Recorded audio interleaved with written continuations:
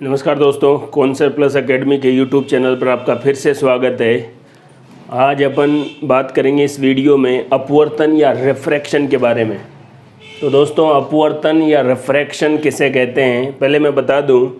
10th class 12th class और जितने भी कंपटीशन एग्ज़ाम हैं उसमें इससे ज़रूर क्वेश्चन पूछे जाते हैं।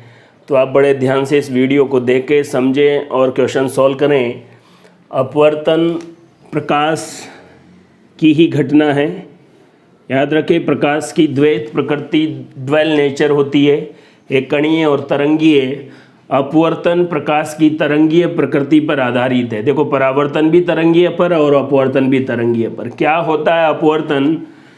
जब प्रकाश एक मीडियम से, एक माध्यम से दूसरे माध्यम में जाता है तो अपने रास्ते से, अपने पथ से विचलित हो जाता है। When light travel one medium to another medium, light deviate from its path। कहने का मतलब दोस्तों, अपवर्तन का मतलब है भटकना। सिंपल बात। जब आप एक जगह से दूसरी जगह जाते हो तो अपना रास्ता भटक जाते हो। वैसे ही प्रकाश है, जब एक माध्यम से दूसरे माध्यम में जाता है तो अपने पथ से भटक जाता है, विचलित हो जाता है। ये भटकना या विचलित होना ही क्या कहलाएगा? अपवर्तन या रिफ्रैक्शन। दोस्तों, एक और बात है, परावर्तन में जब अपन ने बात की थी कि परावर्तन के बाद केवल लाइट की इंटेंसिटी क्या हो जाती है? कम हो जाती है। लेकिन यहाँ पर अपवर्तन की जो घटना है, जब प्रकाश की किरण एक माध्यम से दूसरे माध्यम में जाती है तो प्रकाश की किरण के वेग पर, प्रकाश के वेग पर प्रभाव पड़ता है, प्रकाश का वेग बदलता है। तो अपवर्तन की घटना के लिए जिम्मेदार जो कारक है वो है प्रकाश के वेग में जो बदलाव है, जो चेंजेज है, उसकी वजह से अपवर्तन जो है घटना होती है। आइए इधर बात करते हैं। देखो, ये कोई सरफेस है, ये कोई सतह है जो दो मीडियम, दो माध्यमों को अलग कर रही है। इसे ऊपर वाला मीडियम 1 माध्यम 1 और नीचे वाला मीडियम 2 माध्यम 2। और किसी सतह के लंबवत खींची गई लाइन क्या कहलाएगी? अभिलंब। ये मैं जो खींच रहा हूँ ये क्या है? अभिलंब, नॉर्मल। अब प्रकाश की किरण आ रही है मीडियम 1 से। ये आने वाली किरण, और आने वाली जो किरण है उसको कहेंगे आपतित किरण, इंसिडेंट रे। कहाँ से आ रही है? माध्यम 1 से। अब जैसे ही इस सतह ने यहाँ से ये प्रकाश की किरण क्रॉस करेगी तो माध्यम 2 में एंटर होगी। अब वैसे तो इस रास्ते के हिसाब से तो प्रकाश किरण को यहाँ जाना चाहिए, लेकिन ये अपने रास्ते से नहीं, अपने पथ से नहीं, उससे डेविएट हो जाती है, विचलित हो जाती है। अब ये ऐसा हो सकता है, या तो ये किरण इधर अभिलंब की तरफ झुक जाए, यहाँ से इधर, या यहाँ से दूर हो जाए, नॉर्मल से दूर हो जाए। दो कारण हो सकते हैं या दो ऑप्शन हो सकते हैं। जब आपतित किरण, इंसिडेंट रे, माध्यम 1 से माध्यम 2 में प्रवेश करती है, या तो अभिलंब की ओर झुक जाए, देखो इधर, या अभिलंब से दूर हट जाए। अभी अपन इसके बारे में बात कर लेते हैं। Suppose that Prakash Kiran normal की तरफ झुक गई, एक माध्यम से जब दूसरे माध्यम में आई और अपना रास्ता भटक गई, तो इस भटकी हुई किरण को क्या कहेंगे? अपवर्तित किरण, रिफ्रैक्टेड रे। आने वाली किरण को क्या कहेंगे? Incident ray. सतह के लंबवत जो लाइन है उसको क्या बोलेंगे? अभिलंब या नॉर्मल। दोस्तों, याद रखें, नॉर्मल एक काल्पनिक रेखा है जहां से सभी कोणों का मापन होता है। ये देखिए, अभिलंब और ये आपतित किरण। अभिलंब और आपतित किरण के बीच का कोण, आपतन कोण, एंगल ऑफ इंसिडेंट। ये देखो, ये अभिलंब और ये अपवर्तित किरण। अभिलंब और अपवर्तित किरण के बीच का कोण, एंगल आर। अपवर्तन कोण, एंगल ऑफ रिफ्रैक्शन। यहाँ पर आर का मतलब है रिफ्रैक्शन, अपवर्तन, एंगल ऑफ रिफ्रैक्शन। तो देखो, आपतन कोण, अपवर्तन कोण, माध्यम 1 से माध्यम 2 में जा रही है। अपवर्तित किरण, आपतित किरण और सतह के लंबवत जो लाइन है वो क्या है? अभिलंब। एक बात और, ये जो माध्यम है इसके लिए दो बातें हैं। ये देखिए, या तो कोई माध्यम सघन होगा डेंसर, या कोई माध्यम होगा विरल होगा रेयर। डेंसर या रेयर जो मीडियम है ये वही कंपैरेटिव या तुलनात्मक अध्ययन है। अकेले को आप ना डेंस कह सकते, ना विरल कह सकते, रेयर कह सकते। जिस माध्यम में प्रकाश का वेग ज्यादा हो वो माध्यम दूसरे माध्यम की तुलना में विरल, और जिसमें प्रकाश का वेग कम हो वो क्या होगा, सघन। सपोज दैट दो माध्यम एक माध्यम दो, इसमें प्रकाश का वेग ज़्यादा है इसमें कम है, तो ज़्यादा वाला विरल और कम वाला सघन। अगर इसमें कम है इसमें ज़्यादा है तो ये कम वाला सघन और ज़्यादा वाला, मतलब एक याद रख लो, वह माध्यम जिसमें स्पीड ऑफ लाइट प्रकाश का वेग ज़्यादा हो वो क्या होगा, विरल, और कम वाला क्या होगा, सघन या डेंसर। सघन का मतलब डेंसर और विरल का मतलब रेयर। देखिए आगे और बात करते हैं दोस्तों। जैसे परावर्तन के नियम होते थे वैसे ही अपवर्तन के भी दो नियम हैं। वहाँ पर क्या होता था, अभिलंब आपतित किरण और परावर्तित किरण तीनों एक ही तल पर होते हैं। इसका भी पहला नियम वही है, बस परावर्तित किरण की जगह अपवर्तन के कारण अब किरण का नाम क्या होगा, अपवर्तित किरण। देखो कौन कौन, आपतित किरण,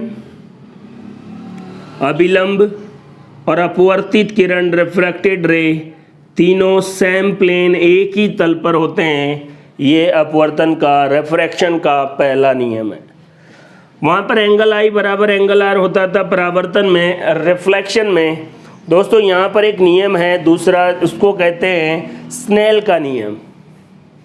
क्या नियम है, sine i upon sine r equals to एक कांस्टेंट, एक नियतांक जिसको एन से भी रिप्रेजेंट करते हैं और म्यू से भी, और इस नियतांक को अपवर्तनांक या रिफ्रैक्टिव इंडेक्स भी कहते हैं। Sine i upon sine r. अगर इसकी लैंग्वेज बना के लिखनी है तो देखो, साइन को कहते हैं जा, कोस को कहते हैं कोज्जा, और टेन को कहते हैं स्पर्श जा। आई का मतलब इंसिडेंट एंगल, आपतन कोण की जा, अपवर्तन कोण की जा का अनुपात, एक नियतांक या कांस्टेंट होता है उसे अपवर्तनांक या रिफ्रैक्टिव इंडेक्स कहते हैं, और ये किसका नियम भी है, स्नेल का नियम। तो दोस्तों अपवर्तन के नियम, अपवर्तित किरण, माध्यम कौन रेयर है कौन डेंस है। रेयर का मतलब है जिसमें प्रकाश का वेग ज़्यादा हो वो रेयर, और जिसमें कम हो वो क्या होगा, डेंस। परिभाषा, भटकना, प्रकाश की किरण एक माध्यम से दूसरे माध्यम में जाती है तो अपने रास्ते से विचलित हो जाती है।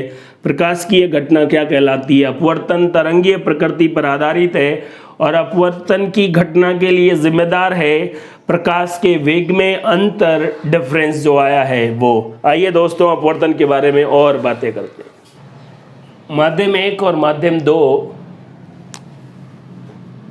जहाँ से प्रकाश की किरण आ रही है उसको अपन मीडियम फर्स्ट कह रहे हैं, और उसके बाद जिस माध्यम में प्रवेश कर रही है उसको मीडियम टू या माध्यम दो कह रहे हैं। अभी अपन मान के चल रहे हैं कि सपोज दैट मीडियम फर्स्ट में लाइट का स्पीड, प्रकाश का वेग ज़्यादा हो कंपैरेटिवली मीडियम टू के, और मीडियम टू में लाइट का स्पीड, प्रकाश का वेग कम हो।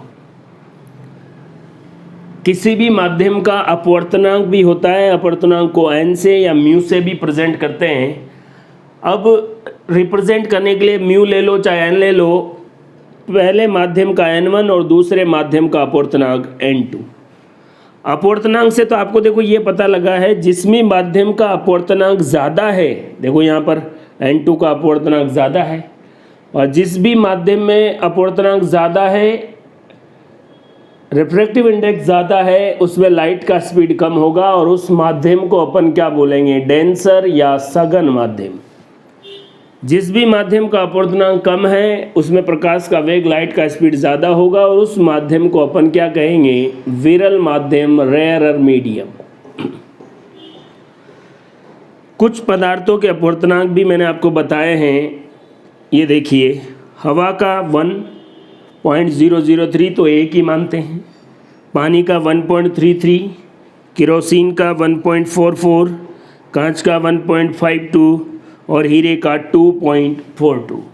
ये सब रिफ्रैक्टिव इंडेक्स या अपवर्तनांक है। देखो मैंने उसी ऑर्डर में लिखे हैं, हवा, पानी, पानी ज़्यादा सघन हो गया, ज़्यादा डेंसर, पानी से ज़्यादा केरोसिन, केरोसिन से ज़्यादा कांच और कांच से ज़्यादा हीरा या डायमंड, जिसका रिफ्रैक्टिव इंडेक्स 2.42 होता है। दोस्तों एक और बात, मैंने जो अपवर्तनांक लिखा उसके आगे कोई मात्रक नहीं लिखा है। रीज़न ये है कि अपवर्तनांक जो है, रिफ्रैक्टिव इंडेक्स जो है, वो मात्रकहीन यूनिट लेस राशि है, क्वांटिटी है। कारण क्या है? अनुपात है, sine i upon sine r. और कोई भी क्वांटिटी या राशि अगर अनुपात हो तो ऊपर और नीचे दोनों कैंसिल आउट हो जाते हैं, तो अनुपात का कोई मात्रक नहीं होता। इसलिए अपवर्तनांक क्या है? मात्रकहीन या यूनिट लेस क्वांटिटी है। ये बहुत ही ज़्यादा इंपॉर्टेंट बात है कि अपवर्तनांक रिफ्रैक्टिव इंडेक्स का क्या मात्रक होता है? तो कोई मात्रक नहीं होता है। ये अपवर्तनांक के बारे में अपन ने बात कर ली, रेयर और डेंसर मीडियम के बारे में बात कर ली।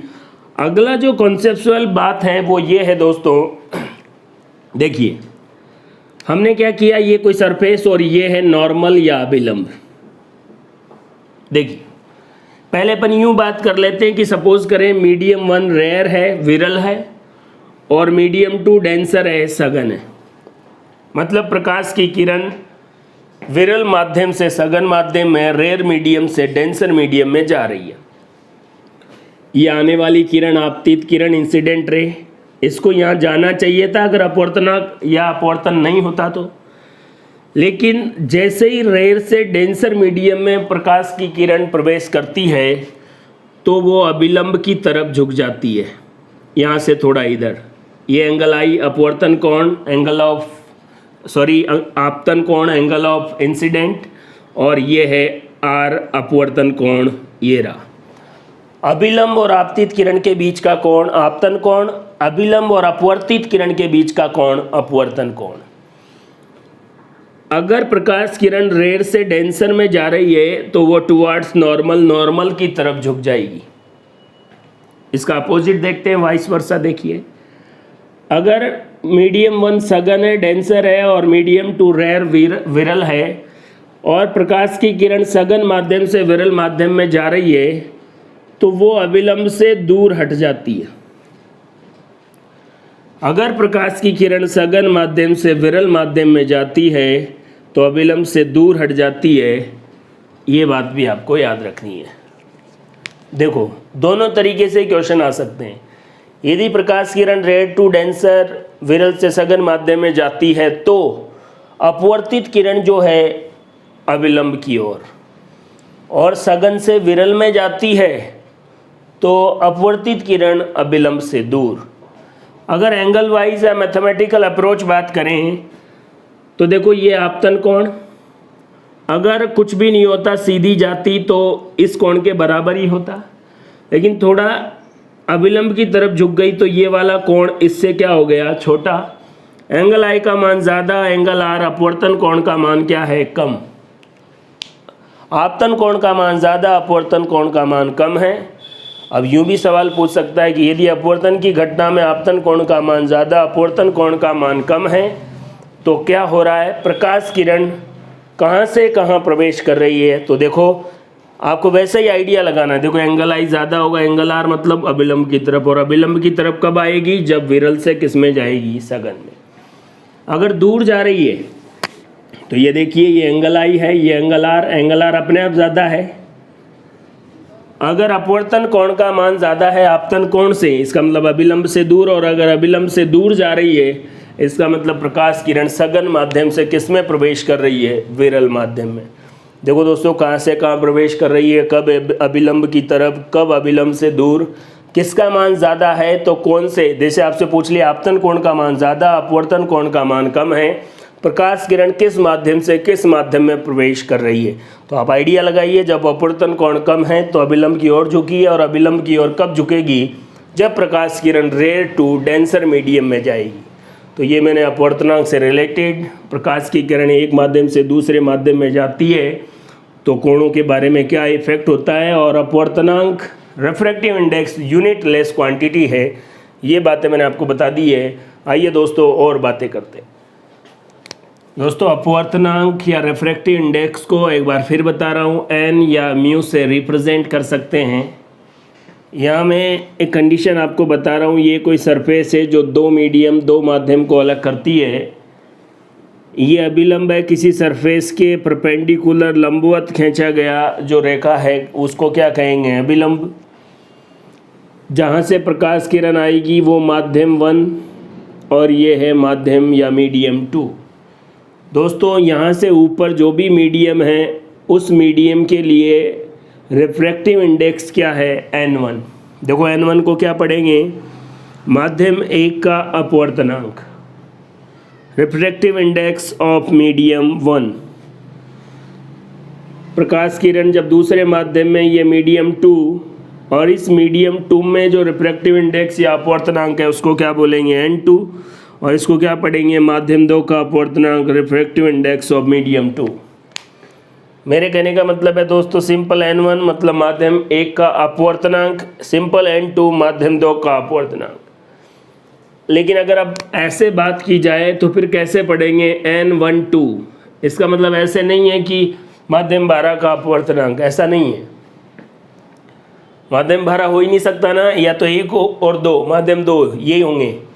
तो इसको ऐसे पढ़ना है, माध्यम 1 का अपवर्तनांक माध्यम 2 के सापेक्ष, जिसके भी सापेक्ष है उसको पीछे लिखा जाएगा, refractive index of medium 1 with respect to medium 2। ये देखो, उसके बाद n21 को क्या पढ़ेंगे, अब बिल्कुल इजी है, माध्यम 2 का अपवर्तनांक 1 के सापेक्ष, जिसके भी सापेक्ष होगा उसको बाद में लिखा जाएगा। जैसे आपसे कोई ये बोल दे कि इसको पढ़ के दिखाइए, ये देखिए कांच और यहाँ लिख दिया हवा, तो क्या बोलेंगे अपन, माध्यम जो कांच है या कांच का अपवर्तनांक किसके सापेक्ष, हवा के सापेक्ष। अगर हवा पहले लिख देते एयर और पीछे ग्लास लिखते तो फिर क्या बोलते, हवा का अपवर्तनांक कांच के सापेक्ष, जिसके भी सापेक्ष होगा उसको पीछे लिखा जाएगा, refractive index of medium 2 with respect 1 या मीडियम 1। तो ऐसे आपको पता लगना चाहिए कैसे पढ़ना है।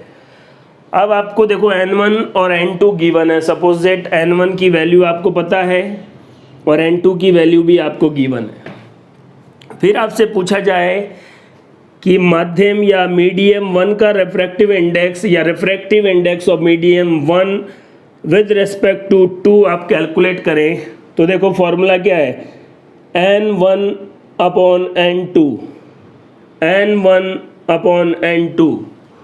अगर 2 1 माध्यम 2 का अपवर्तनांक 1 के सापेक्ष निकालना है तो देखो formula n2 upon n1, n2 upon n1। मतलब आप अपवर्तनांक की बात को ही ध्यान में रखें, दो कॉन्सेप्ट याद रखें, जो पीछे लिखा हुआ है उसके सापेक्ष निकालना है, फॉर्मूला बनाना है तो ऊपर क्या लिखना है, पहले वाला, और नीचे क्या लिखना है, आखिरी वाला। ये तो तब की बात है जब दोनों मीडियम का आपको रिफ्रैक्टिव इंडेक्स या अपवर्तनांक दे रखा हो। अब दोस्तों मान लो ऐसा बोला कि रिफ्रैक्टिव इंडेक्स दे ही नहीं रखा, इस माध्यम 1 में प्रकाश का वेग v1 है, इस माध्यम 2 में प्रकाश का वेग v2 है, अपवर्तनांक दे ही नहीं रखा, फिर आपसे पूछता है कि माध्यम 1 का अपवर्तनांक 2 के सापेक्ष बताइए।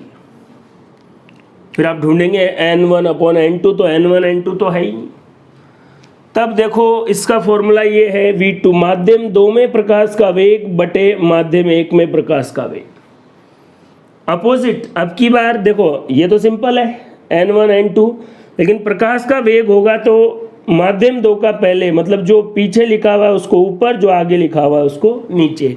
जैसे देखो माध्यम 2 में जो अपवर्तनांक है वो किसके सापेक्ष, 1 के सापेक्ष निकालना है, तो v1 अपॉन v2। अगर अपवर्तनांक दे रखा है तो सीधा n1 अपॉन a2, अपवर्तनांक नहीं दे रखा, वेलोसिटी ऑफ लाइट दे रखी है तो v2 upon v1, v1 upon v2।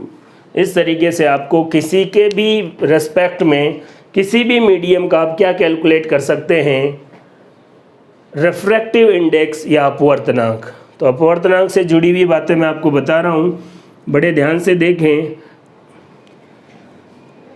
अपवर्तनांक या रिफ्रैक्टिव जो इंडेक्स है उसके बारे में दो बातें हैं। एक तो है निरपेक्ष अपवर्तनांक एब्सोल्यूट रिफ्रैक्टिव इंडेक्स, दूसरा है सापेक्षिक अपवर्तनांक रिलेटिव रिफ्रैक्टिव इंडेक्स। नॉर्मल भाषा में देखिए, निरपेक्ष मतलब किसी के भी सापेक्ष नहीं, मतलब किसी भी माध्यम का अपवर्तनांक निर्वात के सापेक्ष निकाला जाए, किसी भी मीडियम का refractive index with respect to medium calculate किया जाए तो उसको एब्सोल्यूट रिफ्रैक्टिव इंडेक्स कहेंगे। इसके लिए देखो, आपको उस मीडियम का रिफ्रैक्टिव इंडेक्स निकालना है। वैक्यूम में लाइट का स्पीड आपको पता ही है, और उस मीडियम में जो पर्टिकुलर मीडियम आपको बता रखा है उसमें लाइट की स्पीड, सपोज दैट आपको n1 मीडियम 1 का रिफ्रैक्टिव इंडेक्स चाहिए, एब्सोल्यूट रिफ्रैक्टिव इंडेक्स, तो वैक्यूम में लाइट का स्पीड अपॉन मीडियम 1 में लाइट का स्पीड। अगर मीडियम 2 का एब्सोल्यूट रिफ्रैक्टिव इंडेक्स चाहिए तो वैक्यूम में लाइट का स्पीड मीडियम 2 में लाइट का स्पीड। तो किसी मीडियम का रिफ्रैक्टिव इंडेक्स वैक्यूम के रेस्पेक्ट में निकाला जाए तो फिर इसको क्या बोलेंगे, एब्सोल्यूट रिफ्रैक्टिव इंडेक्स। दूसरा है दोस्तों रिलेटिव रिफ्रैक्टिव इंडेक्स, जिसके बारे में अपन बात करते हुए आ ही रहे हैं। जब किसी एक मीडियम का रिफ्रैक्टिव इंडेक्स किसी दूसरे मीडियम के रिफ्रैक्टिव इंडेक्स के रेस्पेक्ट में निकाला जाए, किसी एक माध्यम का अपवर्तनांक किसी दूसरे माध्यम के अपवर्तनांक के सापेक्ष निकाला जाए तो उसको रिलेटिव रिफ्रैक्टिव इंडेक्स सापेक्षिक अपवर्तनांक कहेंगे। जैसे मैं आपको बता रहा था μn1 या ये देखो μ21 या n21, n भी बोलते हैं म्यू भी बोलते हैं। माध्यम 2 का अपवर्तनांक 1 के सापेक्ष, कई बार ऐसे भी लिखा हो जाता है, अब कंफ्यूज हो गए, कोई ज़रूरत नहीं है कन्फ्यूज़न की। माध्यम 2 का अपवर्तनांक 1 के सापेक्ष, जिसका भी अपवर्तनांक है वो यहाँ पर, और जिसका भी सापेक्ष निकाला जाएगा वो आगे यहाँ लिखा रहेगा। ये भी एक ही बात है, ये भी एक ही बात है, ये भी एक ही बात है। माध्यम 2 का अपवर्तनांक 1 के सापेक्ष। अब देखो, माध्यम 2 का अपवर्तनांक 1 के सापेक्ष आपको पता ही है, सीधा मैं आपको बताता था कि n21 तो n2 अपॉन n1। माध्यम 2 का अपवर्तनांक c अपॉन v2, ये देखिए।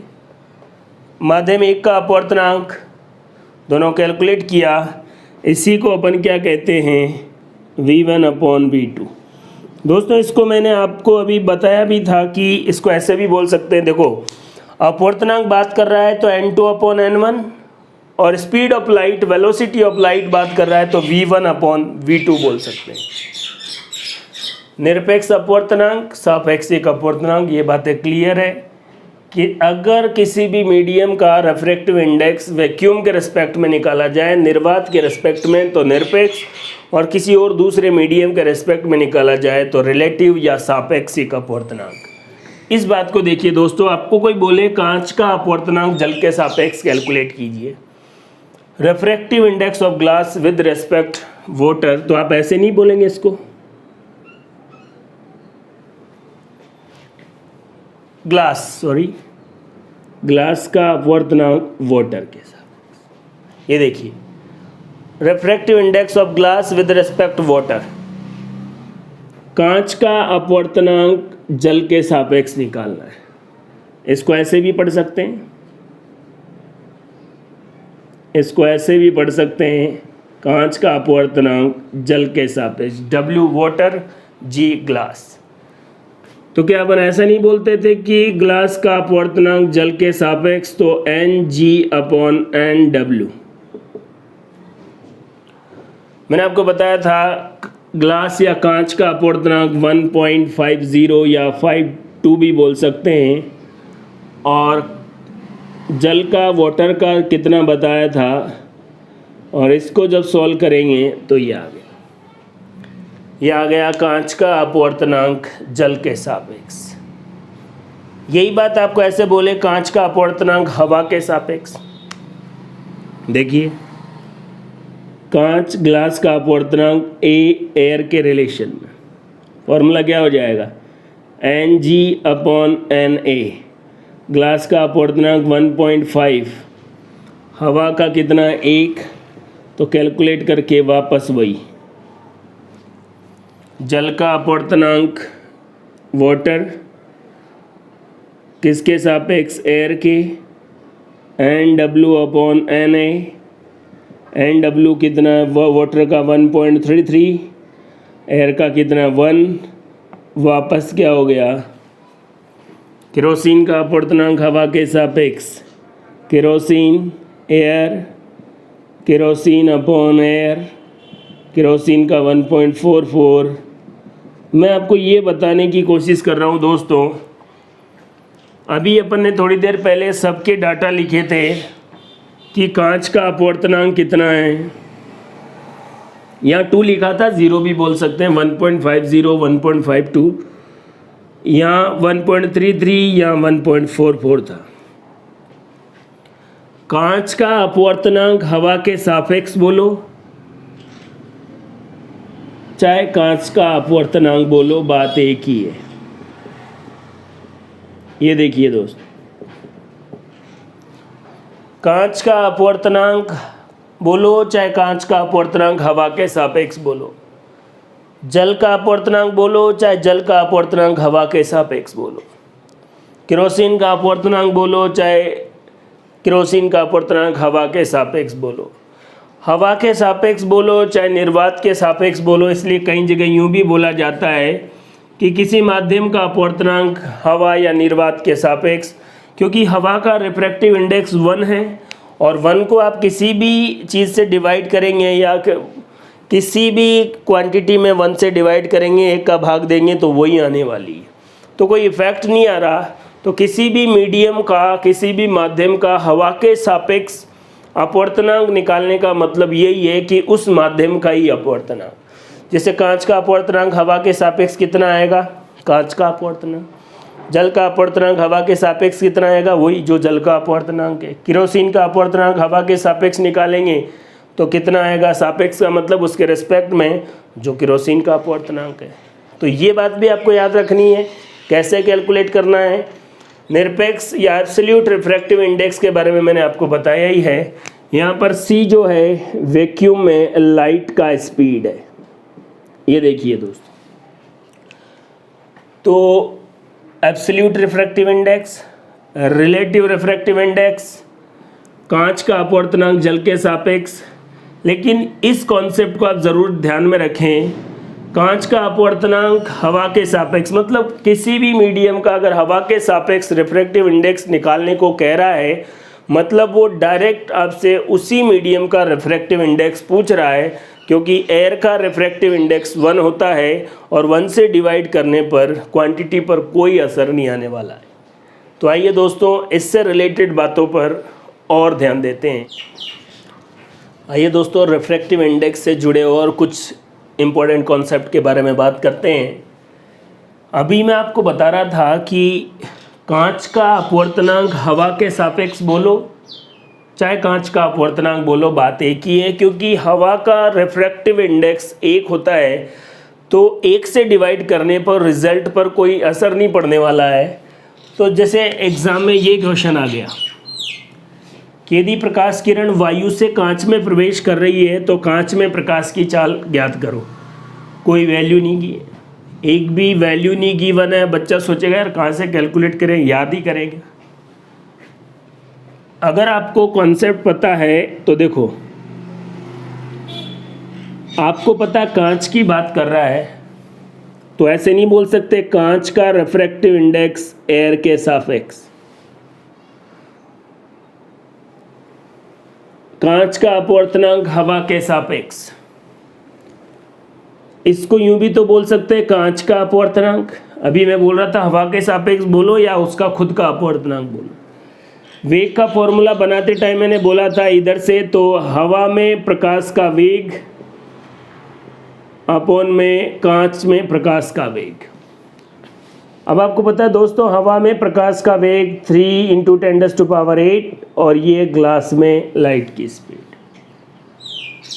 आपको ये तो गिवन नहीं है, लेकिन आपको ये आइडिया होना चाहिए ग्लास का अपवर्तनांक कितना होता है।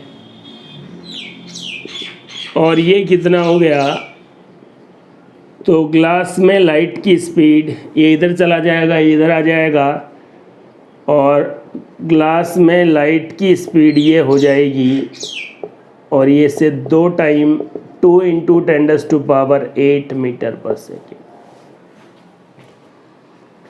ये कॉन्सेप्ट या ये क्वेश्चन तभी सॉल्व कर सकते हैं जब आपको आइडिया हो कि निरपेक्ष अपवर्तनांक एब्सोल्यूट रिफ्रैक्टिव इंडेक्स क्या होता है, किसी भी माध्यम का अपवर्तनांक हवा के सापेक्ष या निर्वात के सापेक्ष। उससे अपन इजीली कांच में प्रकाश की चाल कैलकुलेट कर। तो ये तो एक न्यूमेरिकल मैंने आपको बताया। अभी और भी अपन क्वेश्चन बात करेंगे, लेकिन यहाँ पर इसलिए बताया कि जो कॉन्सेप्ट अपन बात कर रहे थे वो इस तरीके से आपके क्वेश्चंस में आता है। अपवर्तनांक को ही दूसरा नाम ऑप्टिकल डेंसिटी या प्रकाशीय घनत्व भी कहते हैं। स्नेल ने बताया रिफ्रैक्टिव इंडेक्स एक कांस्टेंट है, यूनिट लेस मात्रकहीन राशि है क्योंकि अनुपात है। sin i upon sin r equals to mu n भी बोल सकते हैं। बहुत सारी बातें अपन ने इसके बारे में बात कर ली है। एक और बात दोस्तों, अपवर्तनांक को ही प्रकाशीय घनत्व ऑप्टिकल डेंसिटी भी कहते हैं। घनत्व याद करो दोस्तों, एक तो होता है मास डेंसिटी, और ये अभी अपन जो बात कर रहे हैं वो है ऑप्टिकल डेंसिटी प्रकाशीय घनत्व। अभी ज़्यादा बात नहीं करेंगे। मास डेंसिटी का तो यूँ होता है यूनिट वॉल्यूम में कितना मास है, इकाई आयतन में उपस्थित द्रव्यमान क्या कहलाता है, द्रव्यमान घनत्व मास डेंसिटी। इस द्रव्यमान घनत्व का अगर जल के सापेक्ष पता करना हो, सपोज करें ये जल है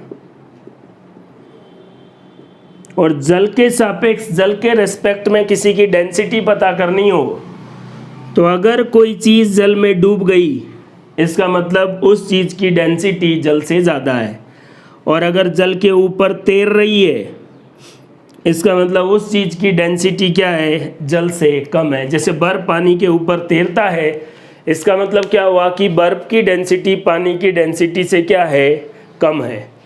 कोई पत्थर या आपने लोहे की कोई कील पानी में डाली, वो डूब गई, इसका मतलब लोहे की कील का घनत्व जल के घनत्व से ज़्यादा है। तो द्रव्यमान घनत्व का जल के सापेक्ष में तो ऐसे पता लगा लेते हैं, अगर डूब गया तो जल से ज़्यादा, नहीं डूबा तो जल से कम। इंसान के बारे में सोच लो दोस्तों, जब जिंदा है डूबते हैं मतलब जल से घनत्व ज़्यादा, और जब पानी में तैर मुर्दा हो जाते हैं, मर जाते हैं, तो पानी में तैरते हैं मतलब घनत्व कम हो जाता है। किसी लड़ाई हो जाती है तो मैं तेरी टांग तोड़ दूंगा, मैं तेरी गर्दन तोड़ दूंगा, ऐसा कर दूंगा, वैसे कर दूंगा। इससे बढ़िया तो आप ये वाली क्वालिटी में बोलो ना, देखो कि ज़्यादा नाटक मत कर वरना घनत्व पानी से कम कर दूंगा। घनत्व पानी से कम कर दूंगा मतलब फिनिश। जिंदा इंसान पानी में डूबता है और मुर्दा तैर के दिखाता है। ये किस बात को बताता है, द्रव्यमान घनत्व को। आइए दोस्तों, अपन तो ये बात बताना चाह रहे थे, रिफ्रैक्टिव इंडेक्स को ही ऑप्टिकल डेंसिटी कहते हैं। तो कई बार बच्चा ये समझ लेता है कि द्रव्यमान घनत्व बोलो चाहे प्रकाशीय घनत्व बोलो, बात एक ही है। बात एक ही नहीं है दोस्तों। अगर जल में आपने केरोसिन डाला तो आपको पता है केरोसिन जो है जल के ऊपर तैरता है। इसका मतलब क्या हुआ कि द्रव्य जो घनत्व है, द्रव्यमान घनत्व केरोसिन का द्रव्यमान घनत्व कम होता है जल से, तभी तो जल के ऊपर तैरता है। डी का मतलब द्रव्यमान घनत्व, डेंसिटी। लेकिन यहाँ देखिए केरोसिन का प्रकाशीय घनत्व जल से ज़्यादा होता है। तो मैं यूँ कहना चाह रहा हूँ एक लाइन में, अगर किसी का द्रव्यमान घनत्व ज़्यादा हो तो गारंटी नहीं है उसका प्रकाशीय घनत्व भी ज़्यादा हो। यहाँ पर जल का द्रव्यमान घनत्व ज़्यादा है केरोसिन से, इसीलिए तो केरोसिन जल की सतह पर तैरता है। लेकिन द्रव्यमान घनत्व ज़्यादा होने से कोई फर्क नहीं पड़ता। प्रकाशीय घनत्व देखो केरोसिन से कम है।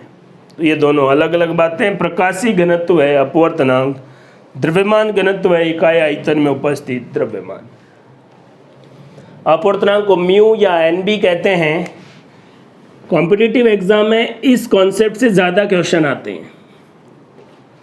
जो अपवर्तनांक है वो प्रकाश के वेग के व्युत्क्रमानुपाती, लैम्डा वेवलेंथ के भी व्युत्क्रमानुपाती, इनवर्सली प्रोपोर्शनल, और तापमान के भी व्युत्क्रमानुपाती। प्रकाश का वेग ज़्यादा है तो अपवर्तनांक कम है, प्रकाश की तरंग दैर्घ्य ज़्यादा है तो अपवर्तनांक कम है। जिस जगह पर हो रहा है माध्यम में उसमें तापमान ज़्यादा है तो अपवर्तनांक क्या होगा, कम होगा।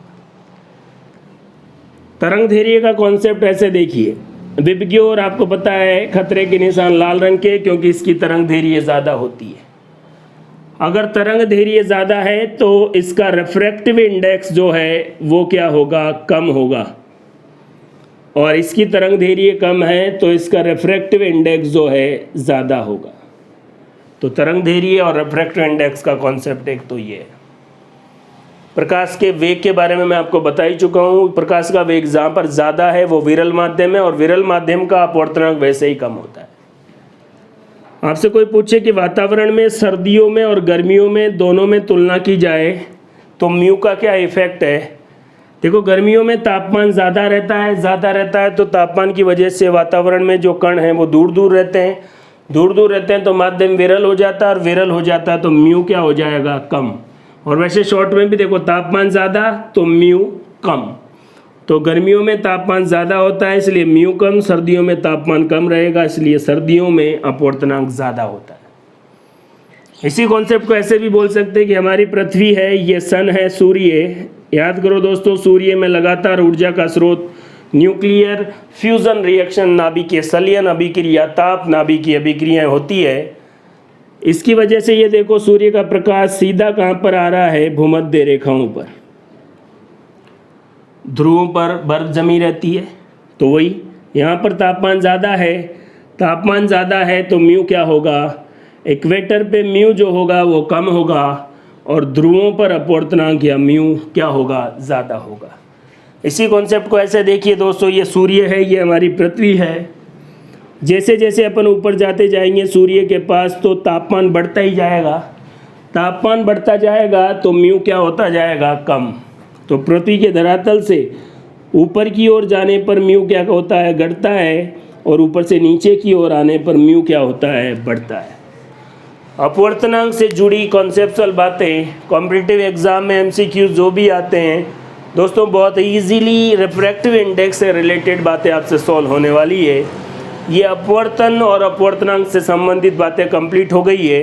कुछ एग्जाम्पल मैं आपको रिफ्रैक्शन या अपवर्तन की घटनाओं के देता हूँ। 4 ऑप्शन देके एमसीक्यूज में पूछा जाता है, निम्न में से कौन सी घटना प्रकाश के अपवर्तन की वजह से होती है, या घटना का नाम देके कि ये घटना प्रकाश की अपवर्तन, परावर्तन या किसकी वजह से होती है। तो आइए, मैंने आपको लिखा है प्रकाश का अपवर्तन, रिफ्रैक्शन ऑफ लाइट से रिलेटेड जो भी घटनाएं हैं। अगर आप पेंसिल को पानी में भरे पात्र में डुबोगे तो पेंसिल आपको टेढ़ी दिखाई देती है। इसका रीज़न भी क्या है, रिफ्रैक्शन ऑफ लाइट, प्रकाश का अपवर्तन। पानी से भरे गिलास के पेंदे में अगर आप 5 रुपये का सिक्का, जो भी कितने भी रुपए का सिक्का हो, सिक्का रखेंगे तो वो आपको ऊपर उठा हुआ दिखाई देगा। इसका रीज़न भी कौन है दोस्तों, प्रकाश का अपवर्तन। प्रकाश का अपवर्तन, रिफ्रैक्शन ऑफ लाइट। पूरे वीडियो में आप देख रहे हैं हम किसी चीज़ को उलझाने का प्रयास नहीं कर रहे हैं। उलझाने के प्रयास में बच्चा भी कंफ्यूज होता है, जितना इजी हो सके। देखो, हर चीज़ को अलग अलग भी समझेंगे, लेकिन सबका आंसर कौन है, प्रकाश का अपवर्तन, refraction of light. Swimming pool की गहराई जितनी होती है वो उससे कम दिखाई देता है। ऐसे कूद नहीं जाना कि यार ये तो कम ही गहरा होगा। उसका जो पेंदा है वो ऊपर उठा हुआ दिखाई देता है, ऐसा लगता है आपको कि यार ये तो कम ही गहरा है। इसका रीज़न भी कौन है, प्रकाश का अपवर्तन, रिफ्रैक्शन ऑफ लाइट। इसके बाद तारे अपनी वास्तविक ऊंचाई से भी क्या होते हैं, ऊंचे दिखाई देते हैं। मतलब जहाँ पर आपको तारा दिखाई देता वहाँ पर तारा है नहीं, उससे भी ऊपर है। तो देखो, जहाँ जो आपको दिख रहा है वहाँ है नहीं, कन्फ्यूज़न ही है। प्रकृति में ही कन्फ्यूज़न है तो फिर पढ़ने में तो कन्फ्यूज़न होने ही वाला है, लेकिन उसको भी अगर अपन ख़त्म कर रहे हैं तो बहुत इजी हो जाएगा। और वैसे भी कोई आपके बारे आपको कहे या ऐसे कहे, ऐसी बातें कहे कि मैं तेरे लिए चांद तारे तोड़ के ले आऊँगा, तो भाई गधेड़े जाएगा किधर, है ना। जहाँ तू तारे तोड़ने जाएगा तारे वहाँ है ही नहीं, है कि नहीं। क्योंकि तारे आपको जहाँ दिखते हैं वास्तव में उससे कम ऊंचाई पर होते हैं। देखो तारे अपनी वास्तविक ऊंचाई से भी ऊंचे आपको दिखते हैं, और इसका रीज़न कौन है? प्रकाश का अपवर्तन। अग्रिम सूर्योदय, अर्ली सनराइज, सूर्य उगता नहीं है उससे 2 मिनट पहले आपको दिखता है। विलंबित सूर्यास्त, लेट सनसेट, अस्त होने के बाद 2 मिनट तक दिखाई देता है। तो 2 मिनट पहले उगता है, 2 मिनट बाद तक दिखाई देता है। तो इस अपवर्तन की वजह से दिन की अवधि कितनी बढ़ जाती है? 4 मिनट। याद रखें, इनके बारे में खास बात यह है कि ये दोनों घटनाएं प्रकाश के अपवर्तन की वजह से होती है, लेकिन वायुमंडल में हो रही है, इसलिए इसको एटमॉस्फेरिक रिफ्रैक्शन, वायुमंडलीय अपवर्तन भी कहते हैं। ये दोनों घटनाएं वायुमंडलीय अपवर्तन और ये जनरल अपवर्तन अपन बात कर ही रहे हैं। तो ये सारी चीज़ें, ये सारी घटनाएं किसकी वजह से होती है? रिफ्रैक्शन ऑफ लाइट, प्रकाश के अपवर्तन से। दोस्तों, अपवर्तन, अपवर्तनांक, अपवर्तन की जो घटनाएं हैं और उनसे जुड़े कॉम्पिटिटिव एग्ज़ाम के जितने भी क्वेश्चन हैं उनके कॉन्सेप्ट आपको इस वीडियो में मिल चुके हैं। बड़े ध्यान से देखें, समझें। आपको अच्छा लग रहा है लाइक करें, कमेंट करके बताएं। नहीं अच्छा लग रहा है, हर बार की तरह टेंशन लेने की ज़रूरत नहीं है। ऐसी कोई न कोई जगह तो होगी जहाँ पर आपको अच्छा लगेगा ही लगेगा, लेकिन ये हमारी तरफ से बेस्ट प्रयास है। हम इससे ज़्यादा एफर्ट नहीं कर सकते। फिर आप सोचें कि सर ये तो लिमिट होगी, और ज़्यादा मेहनत करते रहना चाहिए। हमारी तरफ से हमको लगता है कि ये हमारा सबसे अच्छा प्रयास है। आप बड़े आराम से देखें, जो भी कॉम्पिटिटिव एग्ज़ाम है उसके क्वेश्चन सॉल्व करें। मुझे भरोसा है बिल्कुल ईजीली आपसे क्वेश्चन सॉल्व होंगे। अगर आपको कोई प्रॉब्लम है आप हमसे कांटेक्ट भी कर सकते हैं। Thank you.